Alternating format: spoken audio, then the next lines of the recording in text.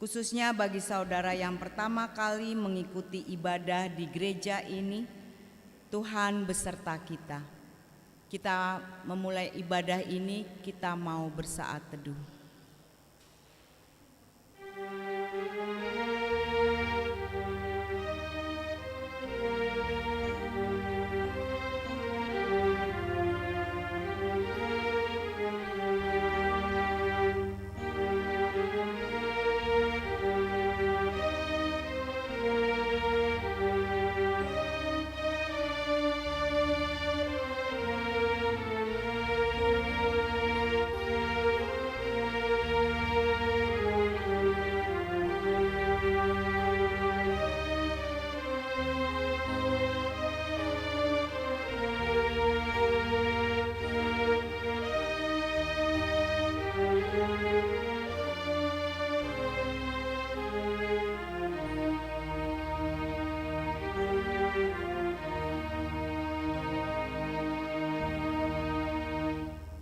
Amin. Kita bernyanyi dari buku nyanyian nomor 18 ayat 1 dan 2. Ayat 2 kita bangkit berdiri.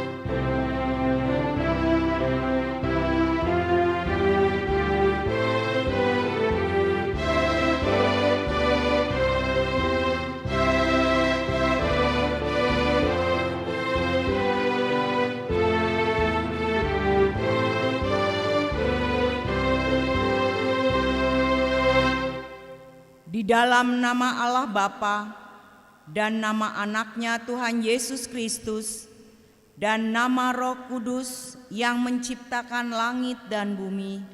Amin.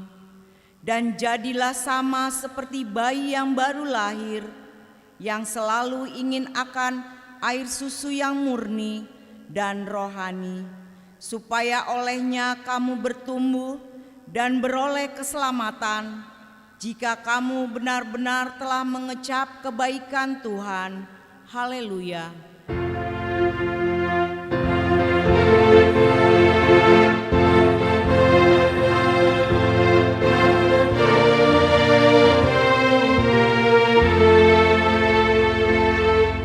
Marilah kita berdoa.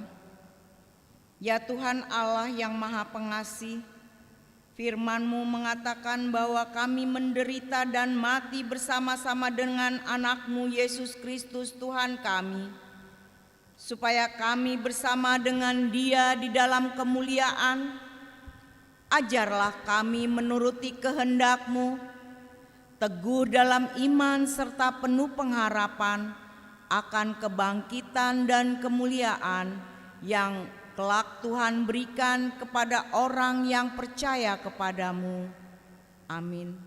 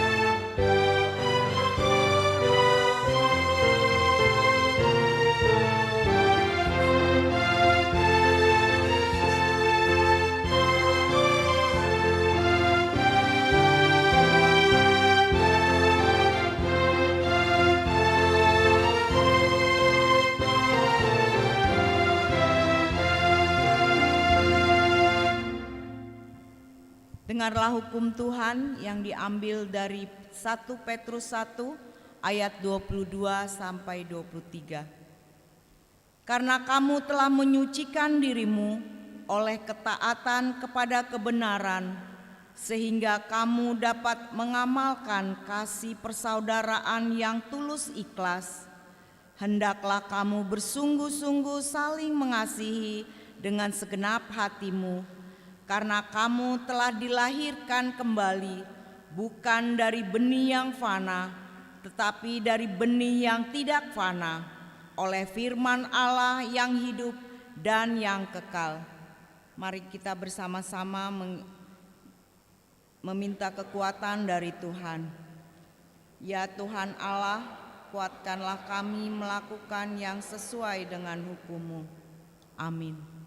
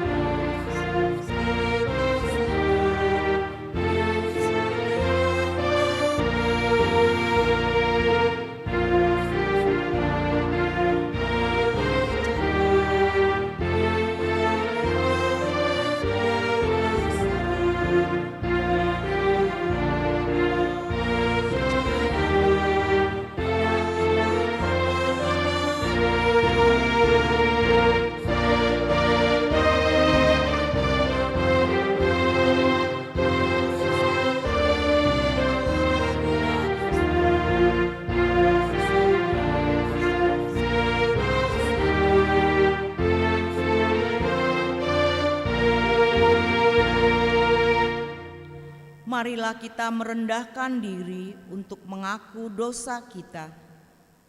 Ya Tuhan Allah Bapa kami yang Maha Kuasa dan Pengasih, Engkau tidak berkenan kepada kematian orang fasik, melainkan Tuhan berkenan kepada pertobatan orang fasik dari kelakuannya ke jalan yang benar, supaya ia hidup. Oleh karena itu, kami memohon kepadamu, jauhkanlah kami dari segala murka dan hukum-Mu. Ampunilah dosa dan kejahatan kami, agar kami beroleh hidup di dalam kasih-Mu. Karuniakanlah kami kekuatan, agar kami tetap kuat dan kokoh di dalam Anak-Mu Yesus Kristus Tuhan kami. Amin.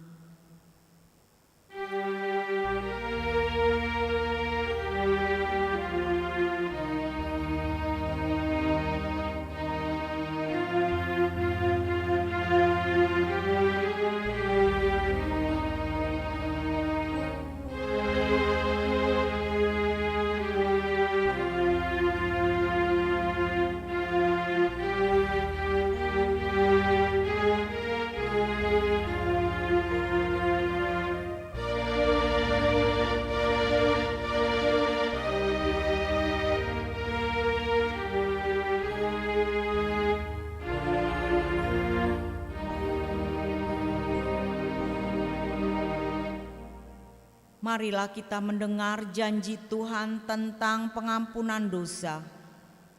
Demi Aku yang hidup, demikianlah firman Tuhan Allah. Aku tidak berkenan kepada kematian orang fasik, melainkan Aku berkenan kepada pertobatan orang fasik itu dari kelakuannya, supaya ia hidup. Kemuliaan bagi Allah di tempat yang maha tinggi. Amin.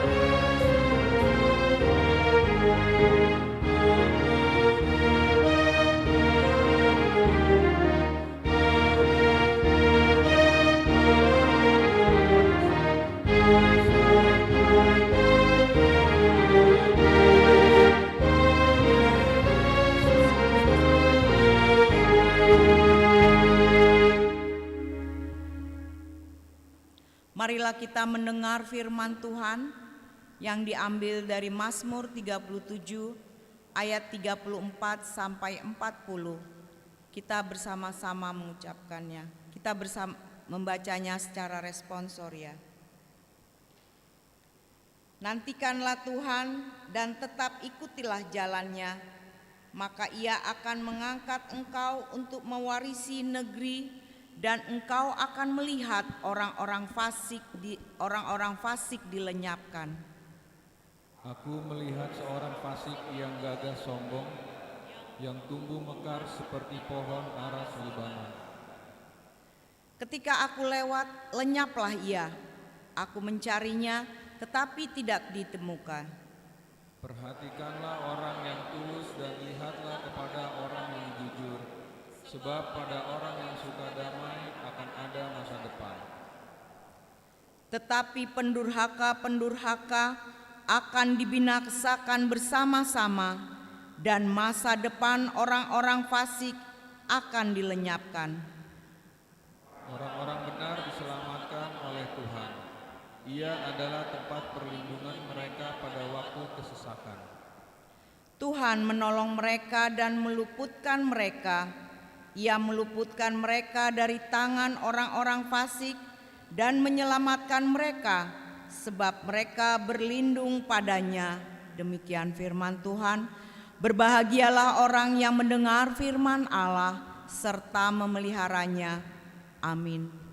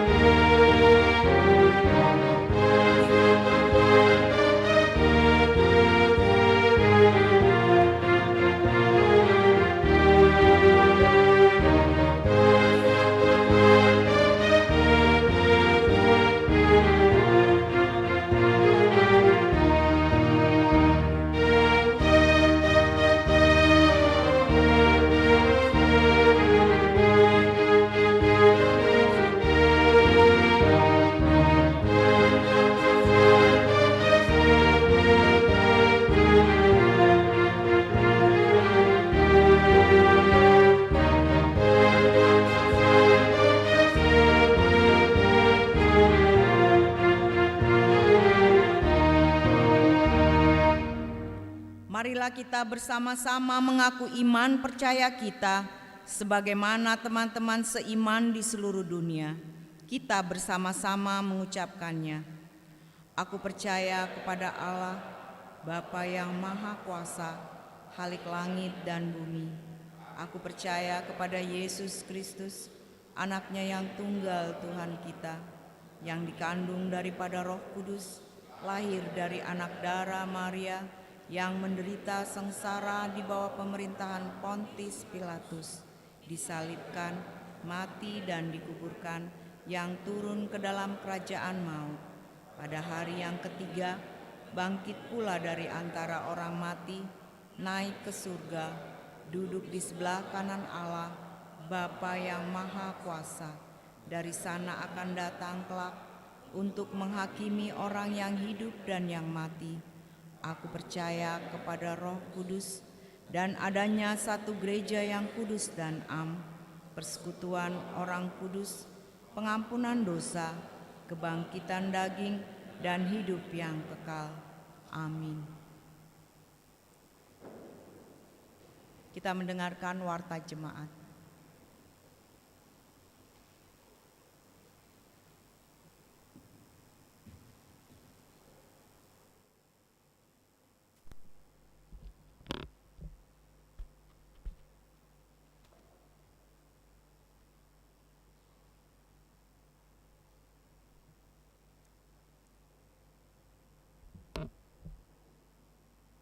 Warta Jemaat Minggu 24 April 2024. 1. Nama minggu kita hari ini adalah Minggu Quasi Modogeniti dengan topik berubah oleh perjumpaan dengan Yesus. 2. Pelayanan pendeta fungsional. Pada hari ini Minggu 24 April 2022, Pendeta Fungsional HKBP Mampang Perapatan, Pendeta Teti Dorinda Sitompul, STH, melayani di HKBP MT Haryono. 3. Anggota Jemaat Baru. Mulai hari ini Minggu 24 April 2022, diterima menjadi anggota Jemaat HKBP Mampang Perapatan. Keluarga Rianto Nainggolan Parhusit, Ibu Angelina Desnatalia Boruna Pitepulu, alamat Jalan Mampang Perapatan 13 RT 009-003 nomor 7 Mampang Perapatan, masuk sektor 2. Keluarga Rogate Silitonga, Ibu Claudia Margareta Boru Silalahi, alamat Jalan H. Bakri nomor 54 RT 4 RW 4 Pondok Bambu, Duren Sawit, masuk sektor 3. Keluarga Pardamaian Simanjuntak, Ibu Fuji Afrida Marbun, alamat Jalan Mampang Perapatan 7 RT 010-003 Tegal Parang, masuk sektor 2. 4. Paskah Perempuan Distrik. Pada hari Senin 25 April 2022 pukul 10 WIB bertempat di Sopo Mapikir HKBP akan diadakan ibadah Paskah Perempuan Distrik 8 DKI Jakarta. 5. Pertanggungan sektor. Pada hari Selasa 26 April 2022 masuk pukul 19.30 WIB kita akan mengadakan kebaktian sektor di sektor 3 di keluarga Sintuaha Sinaga Boru Manik bertempat di Gedung Serbaguna. 6. Gerakan Rp5.000 Perempuan HKBP. Sesuai dengan surat Eporus HKBP nomor 1872 garing L18 garing 11 Romawi garing 2021 dan surat Perses HKBP Distrik 8 DKI Jakarta nomor 133 D garing D8 DKI garing 4 Romawi garing 2022 perihal gerakan Rp 5.000 oleh perempuan HKBP dalam mendukung pelunasan dana pensiun pendeta HKBP. Diberitahukan kepada perempuan HKBP Mampang Perapatan untuk dapat memberikan Rp 5.000 sekali saja melalui kotak gerakan dana pensiun yang terletak di pintu keluar gereja. Terima kasih atas bantuan dan kerjasamanya. 7. Penelahan Alkitab. Pada hari Selasa 26 April 2022 pukul 10 WIB akan diadakan PHD Inahana bertempat di Gedung Serbaguna HKBP Mampang Perapatan. Dihimbau kepada Inahana untuk dapat mengikutinya. Pada hari Sabtu 30 April 2022 pukul 19 WIB akan diadakan PHD AMA bertempat di Gedung Serbaguna HKBP Mampang Perapatan. Dihimbau kepada AMA untuk dapat mengikutinya. 8. Kunjungan Gerejani.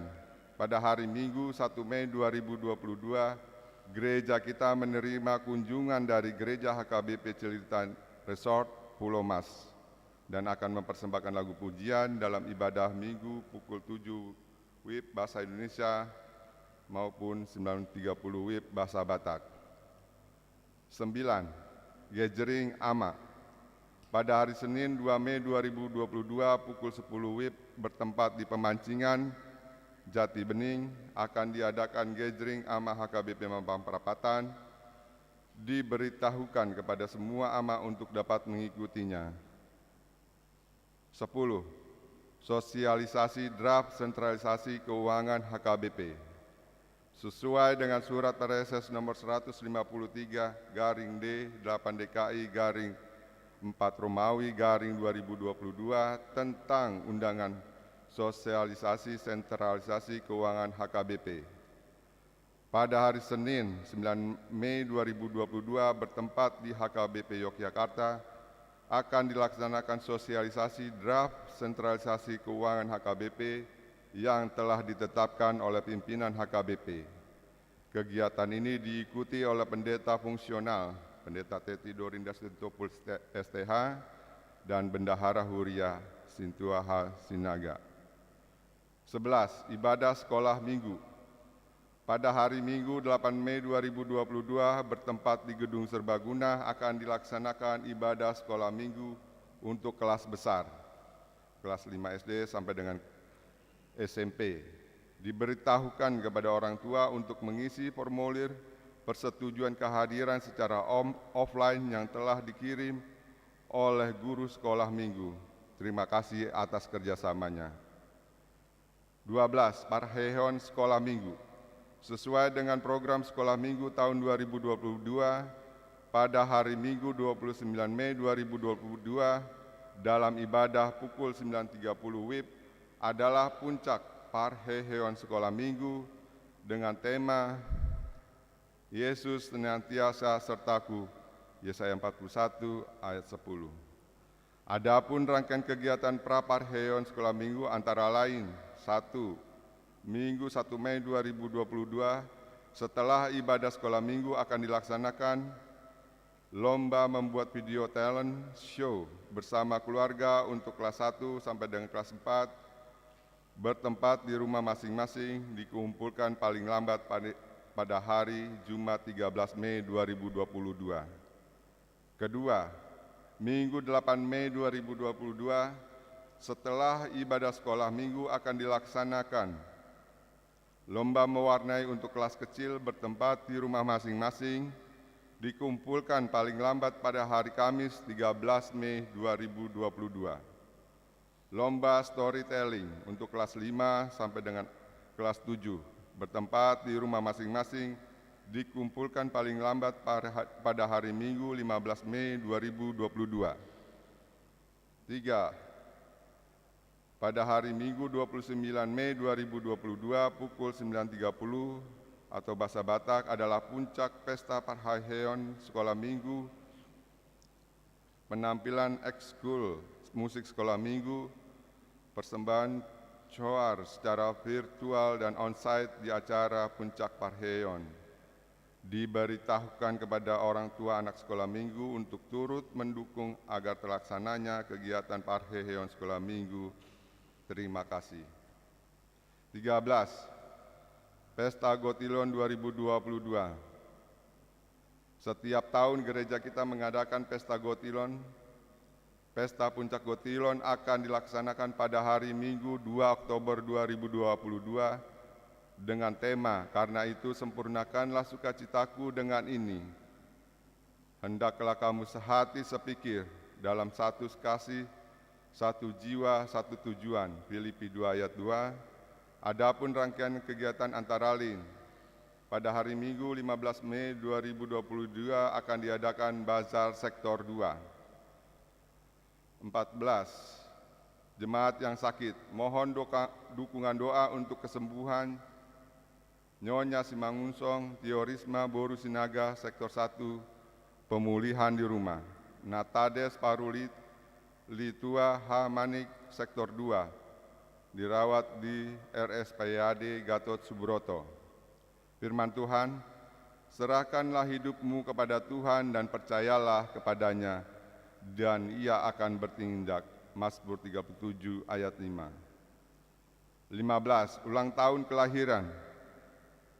Majelis dan jemaat mengucapkan selamat ulang tahun kelahiran kepada anggota jemaat yang berulang tahun dalam minggu ini. Firman Tuhan, mengucap syukurlah dalam segala hal, sebab itulah yang dikehendaki Allah di dalam Kristus Yesus bagi kamu. 1 Tesalonika 5 ayat 18. 16. Keuangan terlampir. Persembahan, ucapan syukur dan yang lainnya dapat kita baca di lembaran warta ini. Demikian warta jemaat minggu ini. Tuhan memberkati. Mari kita berdoa. Ya Bapa kami yang bertata dalam kerajaan surga, Kami mengucap syukur dan terima kasih Tuhan atas penyertaan-Mu, atas perlindungan-Mu kepada kami ya Bapa, hingga kami boleh datang ke rumah ini, ke tempat ini ya Bapa, di tempat yang kudus ini untuk beribadah ya Bapa. Ya Bapa, berkatilah kami yang beribadah di gereja maupun yang melakukan secara live streaming. Berkatilah kami ya Bapa, agar ya Bapa, bukalah hati dan pikiran kami, penuhi kami dengan Roh Kudus-Mu ya Bapa, agar kami dapat mendengarkan firman-Mu yang akan disampaikan Amang Pendeta kami, Pendeta Togar Purba ya Bapa. Ya Bapa, biarlah firman ini boleh kami lakukan di dalam kehidupan kami sehari-hari ya Bapa. Ya Bapa, sekiranya kami di dalam pergumulan, bantu tolonglah kami ya Bapa, agar kami tetap berpengharapan pada kuasa-Mu ya Bapa. Ya Bapa, kami juga berdoa untuk para orang tua yang lanjut usia ya Bapa. Berkati ya Bapa, berikanlah mereka kebahagiaan, kesehatan dan kekuatan ya Bapa, agar mereka menjadi sukacita pada kehidupan ya Bapa, pada kehidupan ini ya Bapa. Ya Bapa, kami juga berdoa untuk saudara-saudara kami, teman-teman kami yang sedang dirawat di rumah sakit ya Bapa. Nyonya Simangunsong, Tio Risma Boru Sinaga, Natades Paru Litua Hamani. Ya Bapa, berikanlah kesembuhan pada mereka ya Bapa. Ya Bapa, berkati para dokter, para medis dan obat-obatan yang akan diberikan kepada mereka ya Bapa, agar menjadi kesembuhan bagi mereka ya Bapa. Ya Bapa, kami juga berdoa untuk Amang Pendeta kami, Inang Pendeta kami dan para parhalado ya Bapa. Bantulah kami ya Bapa, kami satu persatu ya Bapa, agar kami boleh satu kesatuan di dalam pelayanan kami di Gereja Mampang ini ya Bapa. Ya Bapa, kami juga berdoa untuk seluruh kegiatan Gotilon kami ya Bapa. Ini kami lakukan hanya untuk kemuliaan nama-Mu saja ya Bapa. Kami juga berdoa untuk seluruh kegiatan-kegiatan kami yang ikut terlibat ya Bapa, agar acara kegiatan ini boleh terlaksana dengan baik ya Bapa. Ya Bapa, kami juga berdoa untuk para pemimpin kami, mulai dari yang teratas sampai yang terbawah ya Bapa. Berkatilah mereka ya Bapa, agar mereka boleh menentukan kebijakan yang tepat ya Bapa. Ya Bapa, kami juga telah banyak berbuat dosa. Ampunilah dosa-dosa kami, agar kami layak di hadapan-Mu. Ya Bapa, kami juga ingin seturut kehendak-Mu, hidup seturut kehendak-Mu, karena Engkau-lah Tuhan Juru Selamat kami. Di dalam nama Tuhan Yesus kami mengucap syukur dan berdoa. Amin. Kita mengumpulkan persembahan 1A, 1B. Kita bernyanyi dari buku nyanyian 173 ayat 1 sampai 2.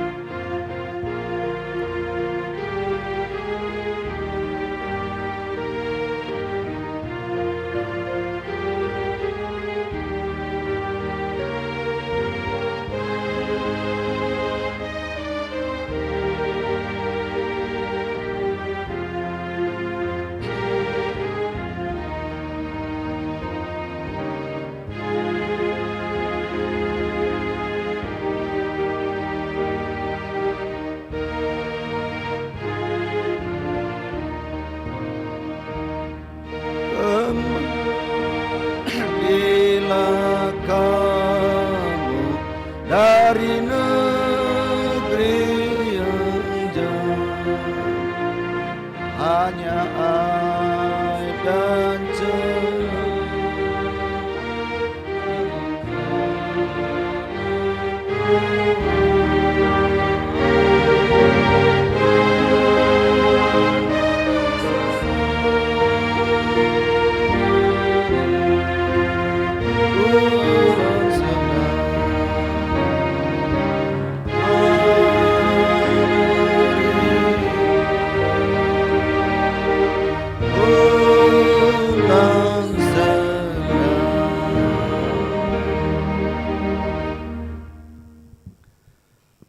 Damai sejahtera Allah yang melampaui segala akal, itulah yang menyinari dan menguasai hati dan pikiranmu di dalam Yesus Kristus Tuhan kita.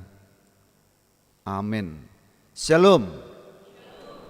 Bapak, Ibu, saudara-saudara yang kami kasihi dalam Yesus Kristus Tuhan kita, ini yang kedua kali saya di sini, yang ketiga kali saya berdiri memberitakan firman Tuhan dalam ibadah minggu kita.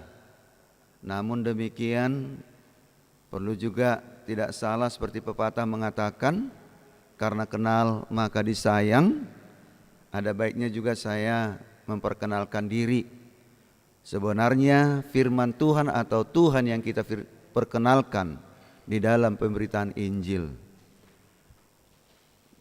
sesuai dengan warta gereja tadi atau yang tertulis dalam warta gereja, nama saya Pendeta Togar Parlin Purba, melayani di HKBP Resort Bakara, Distrik 3 Humbang, di daerah kelahiran Opu pahlawan kita Singamaraja.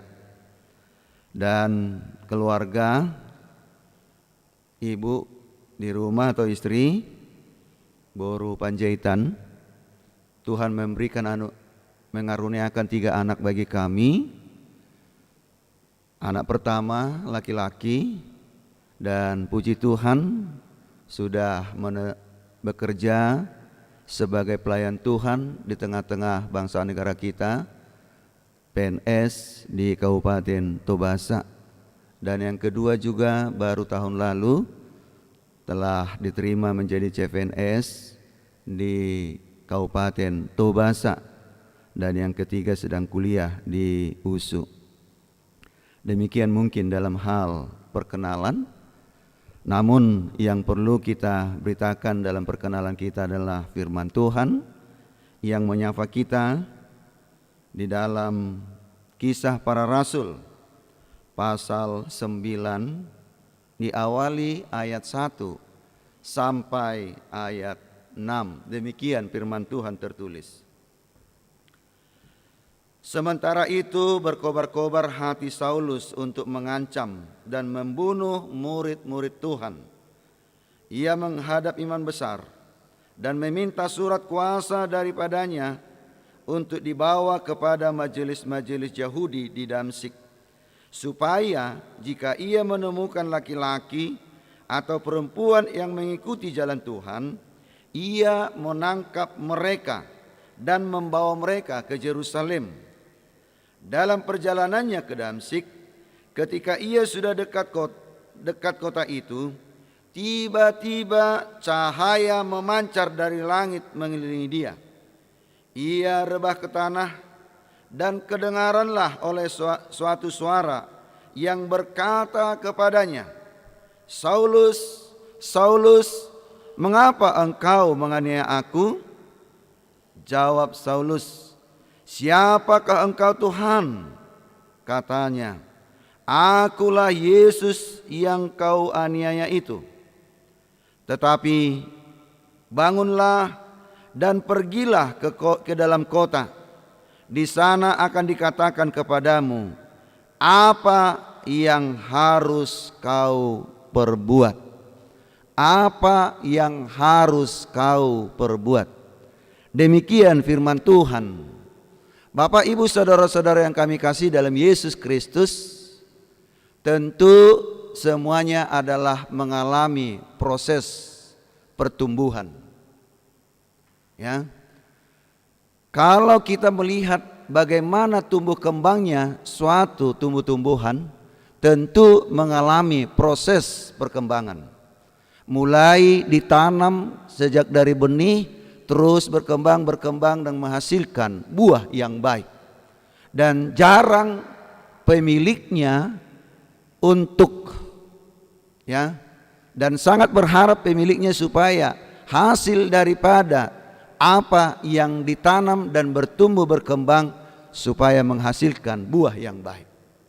Tidak pernah pemilik berencana untuk memusnahkan sejak dari kecil apa yang diusahakannya.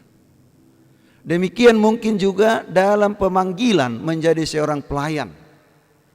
Mungkin dalam sejarah-sejarah pemanggilan para nabi ataupun para raja-raja dalam Alkitab memiliki latar belakang dan memiliki tujuan yang berbeda. Dan itu rencana Tuhan tersendiri yang harus dilakukan para hambanya yang dipanggil. Mungkin kita pernah mengingat bagaimana sejarah daripada pemanggilan Nuh. Nuh adalah merupakan suatu tokoh yang menyelamatkan makhluk-makhluk dunia ini, termasuk manusia, untuk menghindari akan bencana yang terjadi pada waktu itu, yaitu air bah.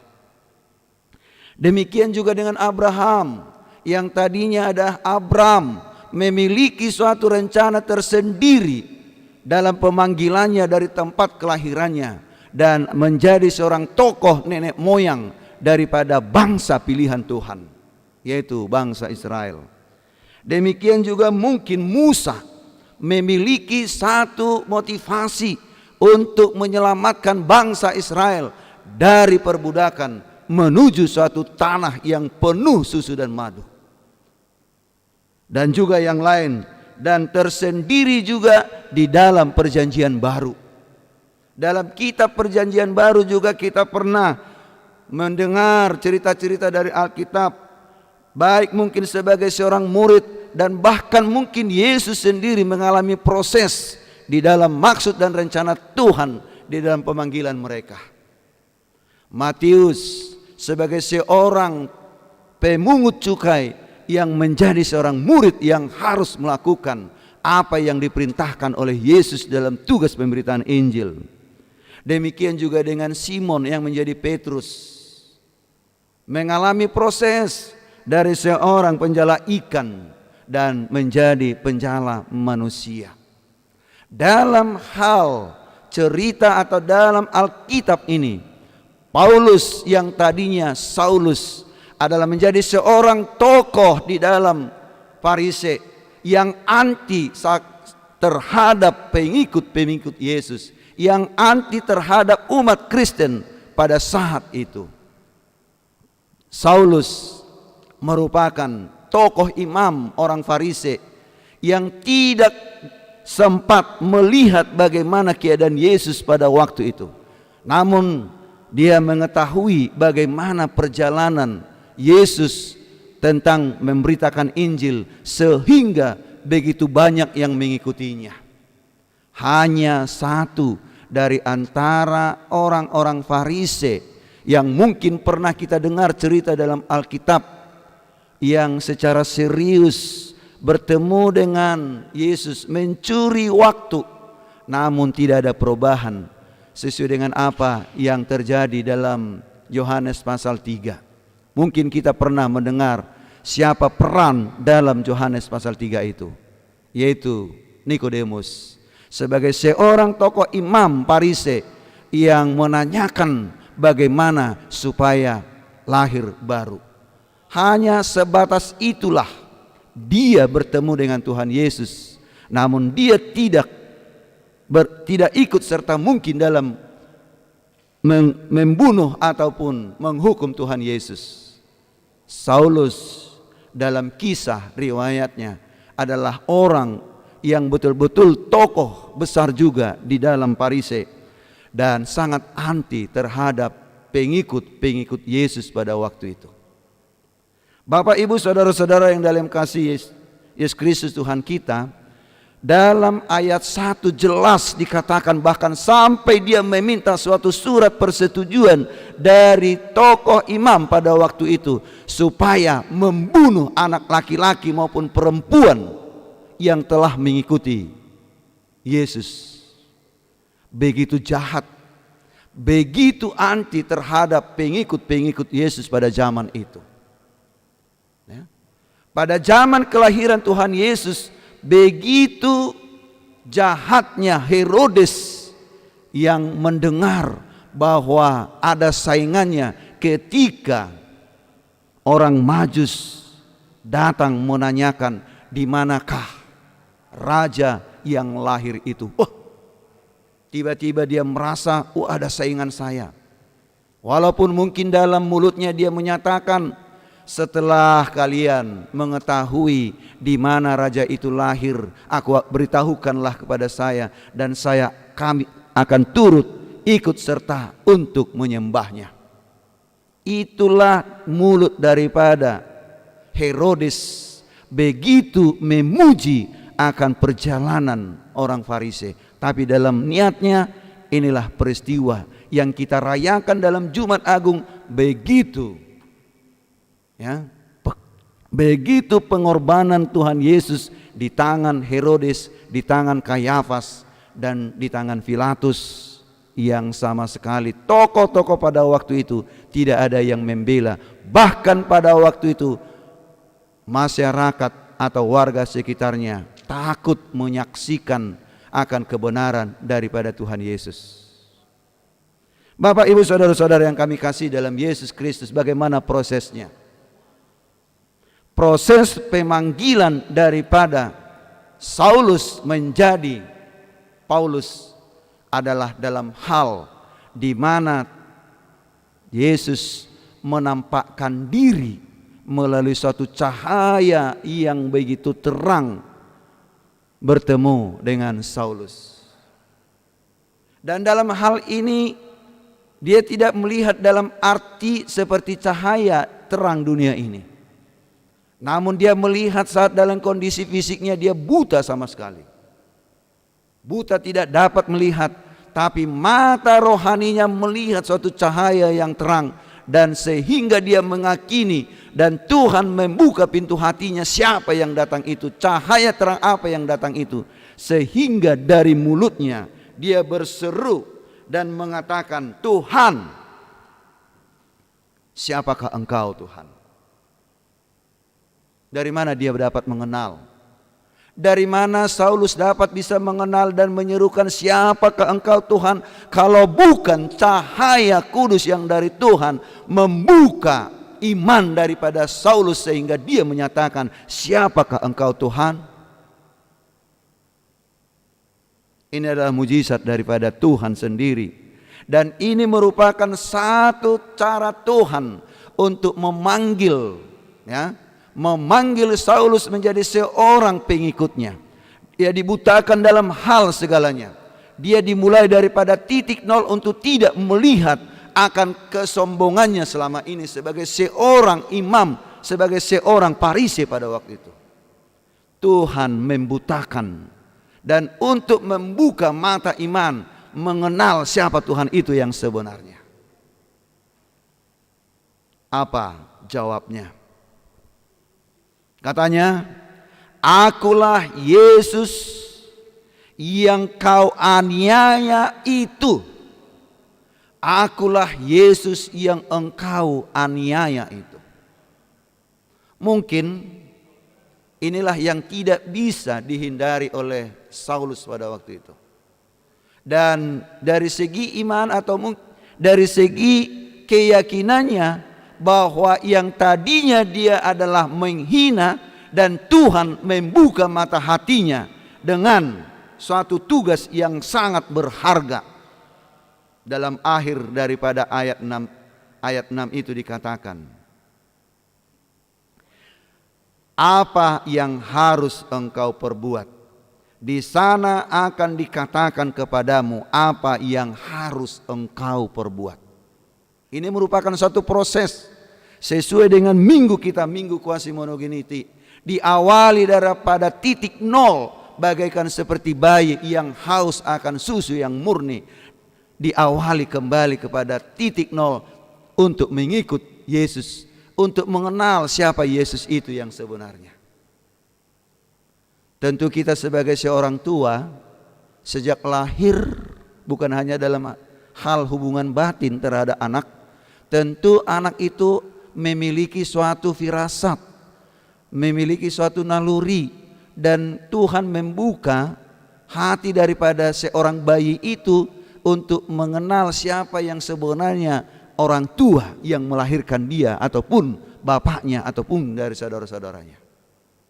Ada ngaitor dihilalai ya teh, iben ngaitor natangis-tangis danahi, begitu dipangku sehingga si bayi itu langsung diam. Dan dalam hal ini, dalam hubungan batin dan dalam hubungan fisik, si bayi yang baru lahir itu memiliki suatu naluri, memiliki suatu firasat bahwa inilah orang tua saya yang memangku saya. Banyak juga anak-anak yang nangis bila dipangku oleh seseorang, tentu dia juga nangis. Nah, dalam hal ini Paulus yang tadinya Saulus kembali kepada titik nol, kembali kepada pangkuan daripada Tuhan, sehingga Tuhan yang memberikan suatu hal yang terbaik untuk mengisi imannya, mengisi haporsione marhiti-hiti Yesus Kristus. Yesus yang tadinya dihina, namun menjadi akhirnya adalah Yesus yang menjadi juru selamat dalam kehidupannya.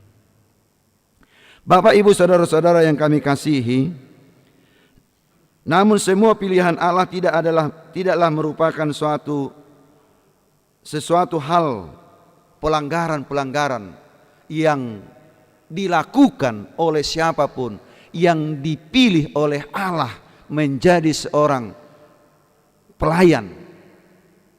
Tidak pernah dakya adong pilihan debata manang parhaladuna, baik mungkin sebagai seorang raja, Saulus, Paulus dan lain sebagainya. Tidak pernah Allah berencana untuk supaya dilakukan oleh para pilihannya itu melakukan sesuatu hal yang berlawanan dengan hukum Tuhan.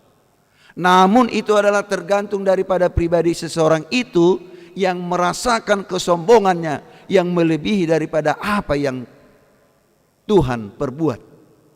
Jadi gudang duaka pilihan-pilihan manang orang-orang yang merasakan bahwa sayalah audok, ya. Dia tidak merasakan bahwa tugas yang sangat berharga itu merupakan suatu tugas yang sangat mulia yang diberikan Tuhan padanya, menjadi suatu pengabdi melayani Tuhan melalui gerejanya, mengabdi melakukan pelayanan Tuhan melalui tugas yang sangat berharga di tengah-tengah bangsa negara kita. Ini harus kita aminkan bahwa tugas itu sebenarnya adalah merupakan tugas yang mulia dari Tuhan. Paulus yang tadinya Saulus benar-benar meninggalkan segala kesombongannya, dan Saulus yang tadinya Saulus menjadi Paulus benar-benar melakukan sesuatu hal yang baru. Jadi dakya bebana mulat-mulat tupudi najulu au songonon dalam hal yang berlawanan dengan apa yang diinginkan Tuhan. Walaupun dalam minggu-minggu yang lalu dia pernah menceritakan atau pernah dalam kisah dari Alkitab bahwa saya benar-benar dahulu pernah dibaptis, disunat, dan pernah juga melakukan tentang adat Yahudi. Namun bukan itu semua, katanya. Inilah awal daripada pemanggilan Paulus menjadi seorang hamba Tuhan untuk meneruskan memberitakan firman yang walaupun tidak seperti Matius dan Simon Petrus yang langsung dengan tatap muka memanggil mereka, ikutlah aku, ikutlah aku. Tapi dalam hal ini suatu versi yang baru dan yang berbeda dengan pemanggilan murid-murid pada waktu Yesus masih hidup. Pemanggilan daripada Saulus menjadi Paulus, pengikut daripada mengikuti Yesus, adalah sesuatu era yang baru di mana Yesus menampakkan diri melalui kuasa rohnya, memanggil dan membuka hatinya. Bapak, Ibu, saudara-saudara yang kami kasih dalam Yesus Kristus, tentu semuanya itu adalah mengalami proses. Saya pernah bertanya kepada anak-anak sidik kita dan juga kepada anak-anak sekolah minggu. Saya katakan, cita-citamu nanti apa? Menjadi apa? Karena dia pernah melihat bagaimana tentang presiden itu secara langsung, begitu dihormati, dikawal. Dia katakan, saya mau jadi presiden. Kenapa kau menjadi presiden? Wah, banyak pengawal saya, katanya. Itulah prinsip daripada seorang anak, bukan dalam arti tugas amanah yang begitu mulia yang harus dilakukan oleh presiden. Dia melihat begitu dihormati dan begitu banyak pengawalnya, dia menyatakan, saya mau jadi presiden. Terus kepada para guru malua saya katakan, pada waktu kami retreat, kami lakukan suatu saat teduh dan merupakan suatu ibadah. Saya tanya, kau nanti menjadi apa rencanamu, Polan? Cita-citamu ke depan mau jadi apa? Saya menjadi seorang dosen, Amang, mohon didoakan. Nah, terus yang lain saya tanya, kau mau jadi apa? Saya menjadi seorang ekonomi. Oh. Terus saya tanya lagi, tidak ada yang menjawab, saya menjadi seorang hamba Tuhan atau menjadi seorang pendeta. Berapa kali kita lakukan retreat dan tidak pernah dia menyatakan saya menjadi seorang pendeta. Namun lucunya Bapak Ibu saudara-saudara yang kami kasih dalam Yesus Kristus, setelah selesai penerimaan mahasiswa baru yang istilahnya dulu PMDK, ya, penerimaan mahasiswa baru, 1 tahun kemudian dia katakan, Amang, mohon dibantu, saya mau jadi sekolah pendeta. Bukankah kau dulu cita-cita menjadi seorang polisi? Saya katakan. Dan kita sudah mendoakan bahwa engkau menjadi seorang polisi. Sisi kananmu, sisi kirimu mendoakan engkau, karena waktu itu adalah kita melakukan 2 berantai. Iya, Mang, orang tua saya tidak menyetujui karena saya adalah anak tunggal, sehingga aturan daripada pemerintah katanya seorang anak tunggal itu tidak bisa diterima menjadi seorang polisi, secara khusus masuk kepada taruna. Oh begitu, saya katakan. Engkau dulu berjanji menjadi seorang polisi, kalau itu pun rencana dan maksud Tuhan, silakan untuk menjadi seorang calon pendeta. Tapi sudah terlambat, tinggal berapa hari lagi engkau melengkapinya. Apakah bisa? Namun semuanya adalah hanya rencana. Semua merupakan suatu proses, dan proses itu belum tentu bisa terwujud sesuai dengan apa yang diinginkan oleh yang bersangkutan. Namun proses itu adalah ditentukan oleh Tuhan itu sendiri, layak atau tidaknya dia menjadi seorang hamba Tuhan. Bapak, Ibu, saudara-saudara yang kami kasih dalam Yesus Kristus, banyak mungkin dalam hal pemanggilan seseorang itu menjadi suatu pelayan, bukan hanya dalam arti dia menjadi seorang hamba Tuhan di gereja. Saya katakan itu melayani di tengah-tengah masyarakat, melayani di tengah-tengah pemerintah kita adalah merupakan suatu tugas yang sangat mulia. Oleh karena itu dalam Roma pasal 13 juga dikatakan supaya kita menghormati para pimpinan yang berwibawa, menghormati para pimpinan atau pemerintah yang berwibawa, sebab wibawa itu adalah datang daripada Tuhan. Aimar haruan sendebatado yanggo sahalai katanya. Nah, oleh karena itu tentu baik mungkin sebagai seorang pelayan di tengah-tengah gerejanya ataupun menjadi seorang pelayan di tengah-tengah bangsa negara kita ini, semua mengalami proses. Namun dalam proses itu apabila kita mengaminkan bahwa tugas pemanggilan menjadi pelayan yang dari Tuhan, saya yakin sebagai umat Kristen dia tetap melakukan ketetapan, melakukan tugas yang mulia yang ditetapkan oleh Tuhan melalui aturan-aturan yang diberlakukan, di mana kita menjadi seorang pelayan di tengah-tengah birokrasi, di tengah-tengah masyarakat dan lain sebagainya. Bapak Ibu saudara-saudara yang kami kasih dalam Yesus Kristus, mungkin juga kita pernah dengar cerita bagaimana kisah daripada Daniel di gua singa.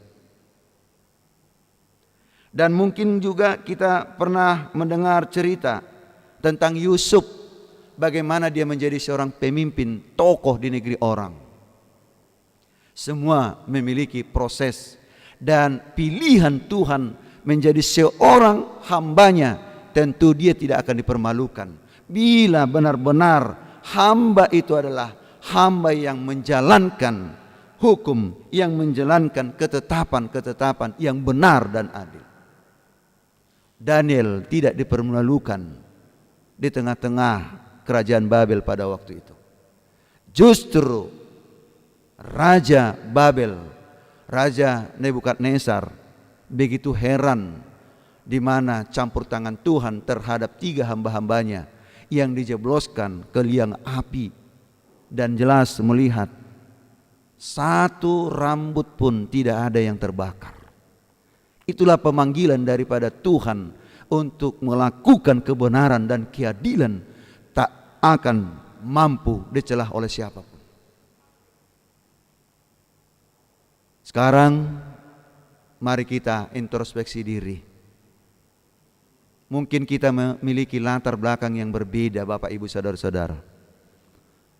Baik mungkin sebagai seorang sintua, betapa banyaknya mungkin sintua di tengah-tengah gereja kita, tapi apa latar belakang kita dan apa sebenarnya tugas yang diinginkan oleh Tuhan yang kita lakukan menjadi seorang parhalado. Atau mungkin kita juga dalam pelayanan-pelayanan yang lain, apa sebenarnya tujuan daripada tugas yang diembankan Tuhan kepada kita, baik itu mungkin melalui pimpinan-pimpinan secara dalam hal birokrasi, atau mungkin dalam hal organisasi, atau mungkin dalam hal juga dalam perusahaan-perusahaan.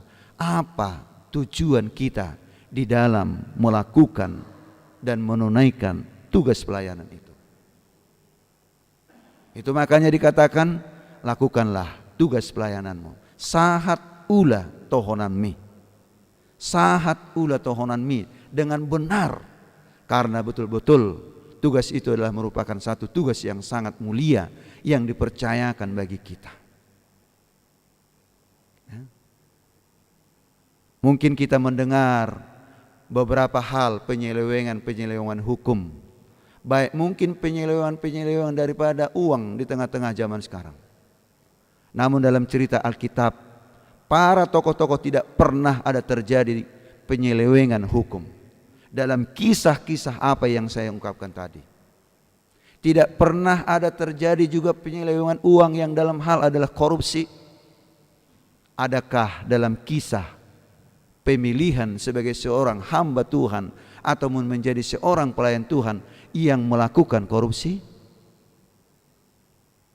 Dia baik mungkin sebagai seorang raja, atau mungkin dia sebagai seorang nabi, atau mungkin juga menjadi seorang para hamba-hamba daripada Yesus, yaitu murid-muridnya.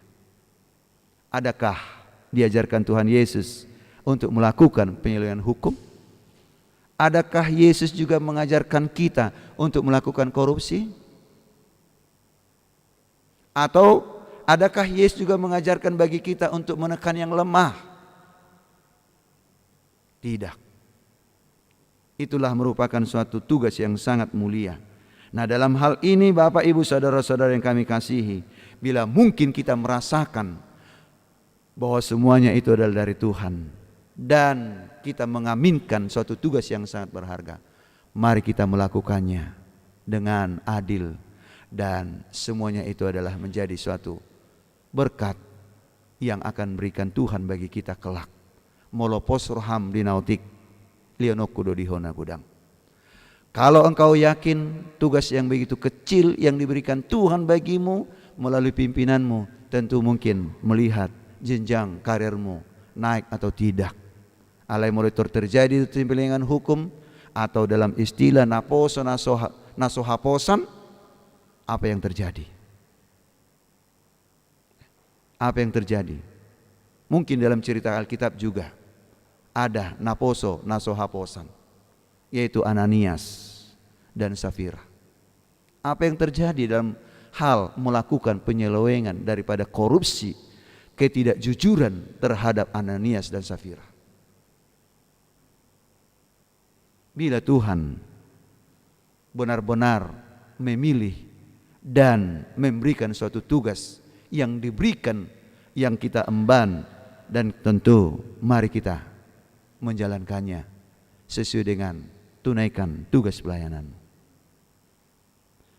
Bapak Ibu saudara-saudara yang kami kasih dalam Yesus Kristus, semua tentu adalah merupakan suatu perubahan yang bila semuanya itu kita aminkan, bagaimana berkembang bertumbuhnya pemberitaan Injil dalam kisah dalam Alkitab yang dimulai daripada titik nol yang dilakukan dalam cerita Alkitab ini, semuanya adalah tidak ada yang merasakan dangadong madok ngalujaau. Gak ada yang menyatakan saya tidak mampu. Walaupun mungkin dalam kisah Yeremia, aku ini masih muda. Atau mungkin dalam kisah daripada Yesaya, aku sudah tua. Tapi bila Tuhan berkenan untuk memilih seseorang itu menjadi pelayannya, tentu Tuhan akan memampukan dalam segala hal. Dimanapun dan apapun yang akan diembankan seseorang. Saya alami itu. Saya sudah alami. Saya memang tidak pernah ditempatkan ke daerah-daerah kota. Tapi bukan dalam arti kepribadian saya untuk merebut kepada kota. Tapi lakukanlah tugas pelayananmu untuk menambah orang-orang yang percaya kepada Tuhan. Bukan mula-mula tupudi. Asa unang mula-mula tupudi naung Kristen HP Roma tetanggata mengkristenkan yang sudah menjadi Kristen. Karena apa? Kita tetap dalam budaya yang mungkin berlawanan dengan hukum atau ketetapan daripada Tuhan. Bapak Ibu saudara-saudara yang kami kasih dalam Yesus Kristus, ya, saya tidak menghunjuk ya, atau mungkin saya tidak menuding seseorang. Kenapa ya dari rantau pulang ke rantau? Karena di Bakara itu banyak tempat-tempat persembahan sesajen yang berhubungan dengan Sisingamaraja. Sepertinya Ais Pangolu, Istana Sisingamaraja, Toba Sulu-Sulu dan lain sebagainya. Bila kami berkunjung ke situ dan saya lihat ada sesuatu sesajen yang mungkin ada telur ayam, yang mungkin juga ada sirih, yang mungkin juga ada dibuat suatu tongkat atau di dalam cawan, dan juga dibikin ada yang lain. Wah, sedia manuangin norhaku pangarat todo om manang nasib bona pasugiton. Kalau dari bona pasugit tidak mungkin juga dia pasti melakukan itu. Makanya saya kadang-kadang berpikir, apakah kekristenan kita itu mula-mula tupudi? Apakah kekristenan itu pulang ke Bonapasogit seolah-olah hanya ya budaya daripada pamilion, mamili itu selalu ya dilakukan ke kampung, dan bahkan pernah juga maaf ya dari keluarga. Saya datang ke rumah dan datang keluarga menyatakan, bah hudul bere, jongga jadoho katanya. Saya duduk dan saya katakan, ulona hadoon. Permisi majoda anak kasihan, permisi majoda bere, adong neng ulon nami songonon katanya. Jadi udah saya tengok ada ayam napinadar, ada ikan emas dan lain sebagainya. Bahkan ada goar-goar, lomok-lomok. Ulun nahon. Permisi maju da bere, permisi maju anak kasihan. Si tua ho. Molo songono do pe bainommu. Berarti mula tupudi do haporsiammu. Permisi udah? Daun. Baudul. Mereka bermusyawarah.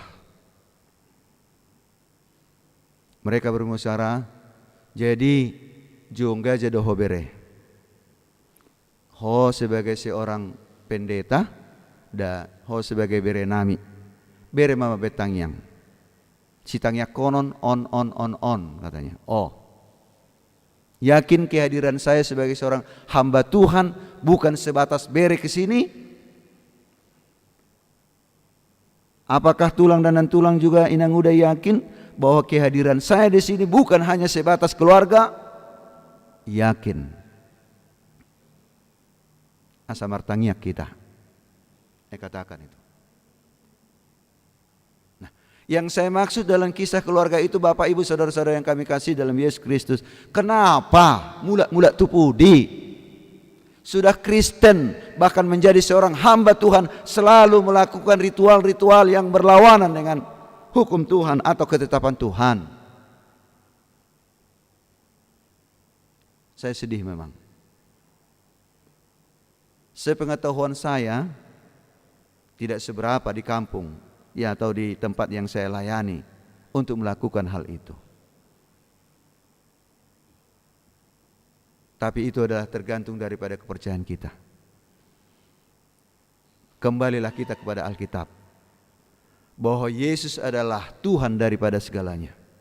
Kecuali kalau Tuhan kita tidak bangkit dari antara orang mati. Kalau Tuhan kita tidak benar-benar Tuhan yang hidup, mari suangma magopo mahaporsiamuna. Magopo mahaporsiamuna, ramun manang jamitan nami. Ramun dalam arti bahwa kami bagaikan seperti membawa ketidakbenaran daripada Injil itu. Ini yang kita gumuli Bapak Ibu saudara-saudara, dalam hal bagaimana kita sebenar-benar berjumpa dengan Yesus. Asa takas pajupa kita dohok debata merhiti-hiti haporsiatai. Pajupa kita dohok debata merhiti-hiti pakrimoni partodiota. 1:5 ayat 16. Itulah merupakan suatu pertemuan kita setiap saat. Berdoalah dan mengucap syukurlah dalam segala hal.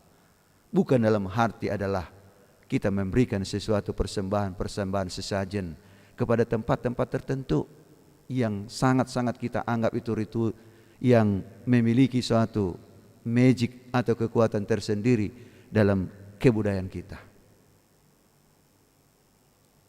Kalau memang kita ingin bertemu dengan Tuhan Yesus, mari kita meninggalkan hal-hal yang berlawanan dengan kehendak Tuhan, karena hanya Dialah yang kita sembah. Sesuai dengan apa yang dikatakan juga dalam hukum Taurat. Dang jadi ganomu, jala dang jadi sumanomu, manangaha pena di bagasan aik, na ditoru ni tano, yang ngutung gabi sisobaon manang si uluan dalam bahasa Batak. Ini harus kita gumulkan supaya benar-benar perubahan bukan hanya sebatas pertumbuhan dalam fisik kita, tapi benar-benar pertumbuhan iman kita juga adalah suatu kerinduan kita untuk memperoleh kehidupan yang kekal. Pertumbuhan iman kita juga bertemu dengan Tuhan adalah untuk memperoleh kehidupan yang kekal. Amin. Kita berdoa. Terpujilah namamu ya Allah Bapa dalam Yesus Kristus yang sudah menyapa kami melalui firman-Mu. Betapa Tuhan Engkau memanggil menjadi seorang pelayan dan menjadi seorang hamba-Mu, memiliki latar belakang motivasi yang berbeda dan tujuan yang berbeda sesuai dengan kehendak-Mu. Betapa juga Tuhan Engkau memanggil menjadi seorang pelayan, menjadi seorang hamba-Mu adalah untuk melakukan amanah tugas yang sangat mulia, sehingga semuanya Tuhan adalah membawa sukacita melalui para hamba atau pilihan-Mu yang melayani di tengah-tengah gereja-Mu ataupun yang tengah-tengah bangsa negara kami. Betapa Tuhan benar-benar kami harus meninggalkan keegoisan kami. Betapa Tuhan kami harus meninggalkan akan hal-hal kejahatan kami dan tidak melakukan pelanggaran-pelanggaran hukum untuk kepentingan pribadi, sehingga semua benar adalah memiliki suatu tujuan untuk menolong dan menyelamatkan orang lain. Tuhan, betapa pemanggilan para hamba-Mu dan memiliki motivasi dan latar belakang yang berbeda dengan tujuan yang berbeda di pada zaman sekarang. Tuhan, ujilah kami, selidikilah hati kami, sehingga benar-benar hidup kami adalah untuk melayani Engkau. Benar-benar akan tugas pelayanan kami adalah untuk melakukan suatu ketetapan-ketetapan kebenaran dan keadilan yang daripada-Mu. Kami serahkan kepada-Mu Tuhan melalui pimpinan gereja-Mu. Biarlah semakin menetapkan kebenaran dan keadilan, sehingga Tuhan menambah orang-orang yang percaya dan benar-benar meninggalkan perubahan-perubahan dari ateis menjadi orang yang percaya padamu. Mari Bapa, Engkau urapi juga para hamba-Mu yang melayani di tengah-tengah bangsa negara kami sebagai seorang pemimpin di tengah-tengah pemerintah kami Tuhan, bahwa itu juga adalah merupakan pilihan dan mengembangkan tugas yang sangat mulia. Tuhan, kami serahkan kepada-Mu.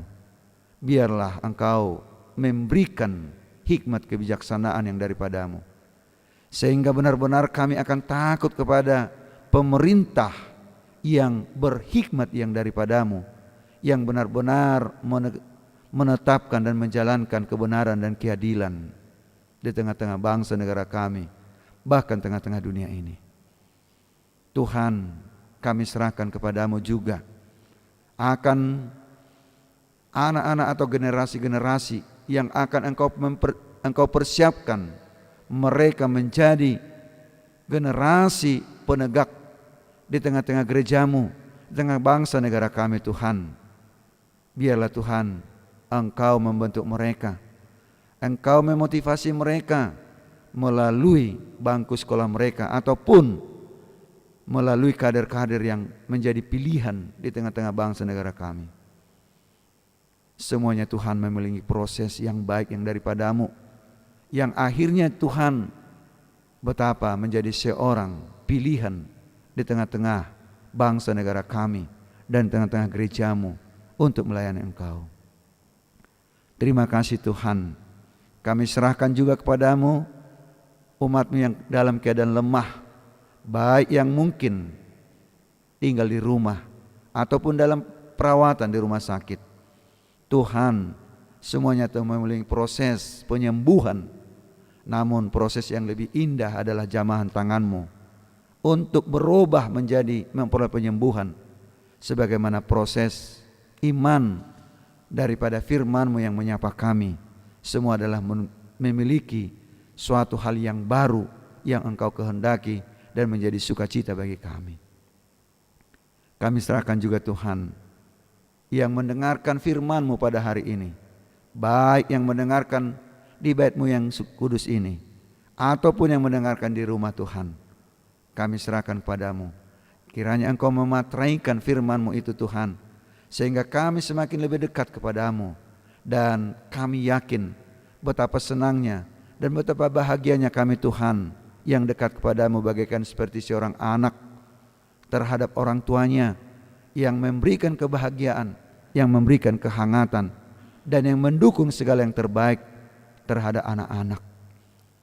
Kami yakin melebihi daripada itu Tuhan, Engkau mampu bagi kami yang dekat kepadamu. Terima kasih Tuhan. Terimalah tubuh, roh dan jiwa kami, dan terimalah Tuhan juga berkat-berkat yang Kau berikan kepada kami, sehingga semuanya itu Tuhan menjadi sukacita bagi kami dan kemuliaan bagi nama-Mu, oleh karena penebusan daripada Yesus Kristus Juru Selamat kami yang hidup. Amin. Bapak, Ibu, Saudara-saudara jemaat Tuhan yang kami kasihi, mari kita sambut firman Tuhan dengan nyanyian HKBP 437 ayat 1 dan seterusnya, dan dengan senang hati kita memberikan persembahan kita bagi Tuhan.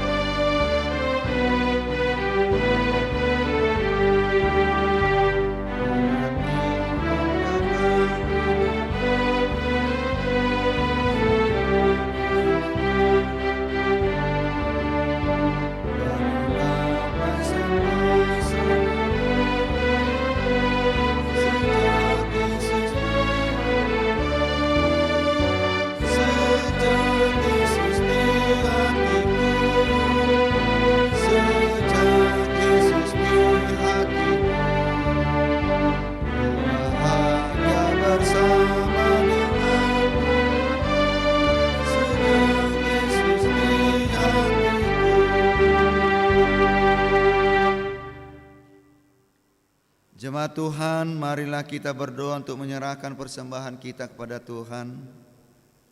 Yalah Bapa kami yang di sorga, kami mengaku adalah Tuhan, bahwa Tuhan adalah sumber dari segala karunia yang melimpah dalam kehidupan kami masing-masing.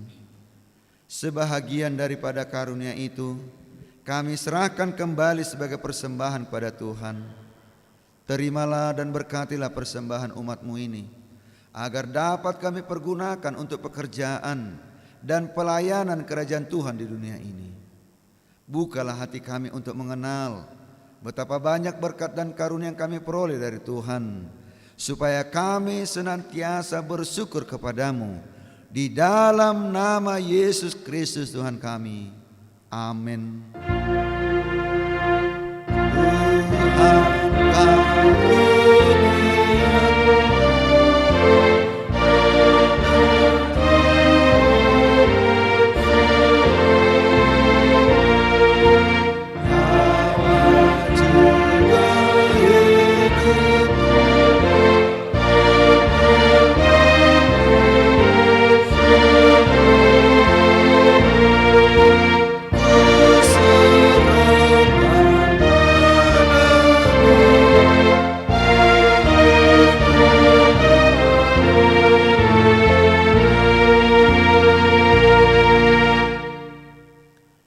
Bapa kami yang di sorga, dikuduskanlah namamu, datanglah kerajaanmu, jadilah kehendak-Mu di bumi seperti di sorga. Berikanlah kami pada hari ini makanan kami yang secukupnya, dan ampunilah kami akan kesalahan kami, seperti kami juga telah mengampuni orang yang bersalah kepada kami. Dan janganlah bawa kami ke dalam pencobaan, tetapi lepaskanlah kami daripada yang jahat.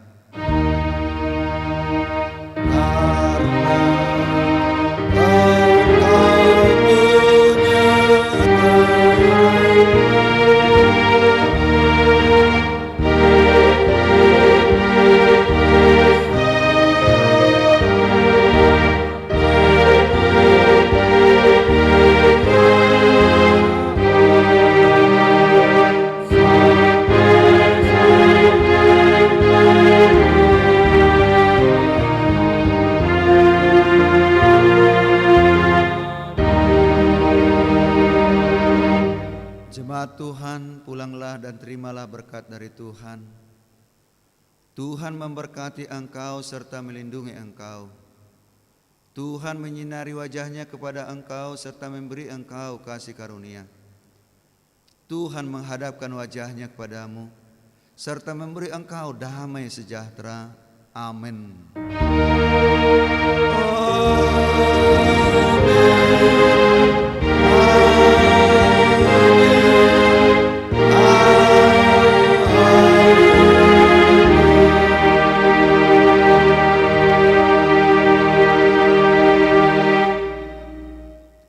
Amin. Shalom, selamat hari Minggu.